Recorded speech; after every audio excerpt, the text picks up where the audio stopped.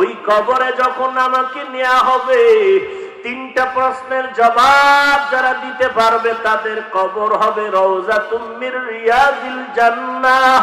আল্লাহ পাক বলবেন, হে ফেরেশতা, আমার বান্দাকে আর জিজ্ঞাসাবাদ করিও না।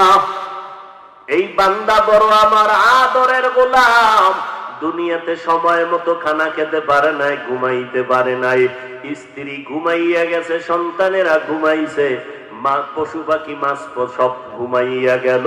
আমার এই গোলাম রাতের গভীরে ওযু বানাইয়া যায় নামাজ বিছাইয়া আমি আল্লাহকে ডাকছে আর হাজিরা দিয়েছে। দেরি না করিয়া কবরে জান্নাতের বিছানাটা দাও, 3.5 হাত কবর বালাখানা বানাও, জান্নাতের সাথে রাস্তা বানাইয়া দেও। আমার বান্দা এখন আরামে ঘুমাবে, কিয়ামতের আগে তার ঘুমে কেউ ডিস্টার্ব করবে না। ও দয়ার মালিক, তুমি মাফ করে দাও, কবরে আমি একা কেমন করে থাকবো। আবু বকর নামাজে দাঁড়ায় কান্না করেন, অথচ আবু বকরের দাম কত? মদিনার নবী বলেন, আমার উম্মত মুমিনের নেক আমল যদি এক পাল্লায় দেওয়া হয়, আমার আবু বকরের নেকের পাল্লাটা ওজন হয়ে যাবে। সেই আবু বকর এত আমল করার পর আবার নামাজে দাঁড়াইয়া রাতের বেলা কান্না করেন।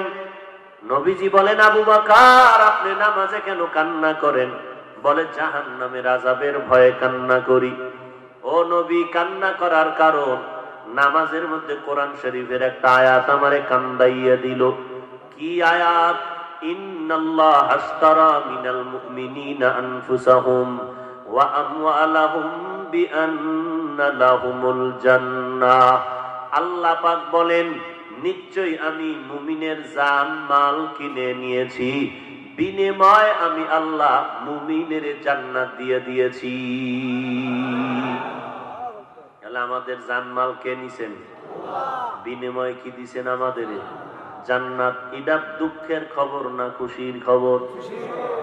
নবী বলেন, আবু বকর, খুশির খবর। এত সুন্দর আনন্দের খবর পেয়ে কেন কাঁদেন?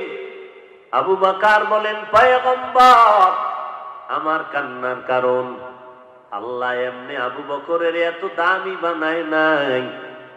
যখন নবীর ইন্তেকাল হয়ে যাবে, ইযা জাআ নাসরুল্লাহি ওয়াল ফাতহ ওয়া রাআইতান নাসা ইয়াদখুলুনা ফি দীনিল্লাহি আফওয়াজা,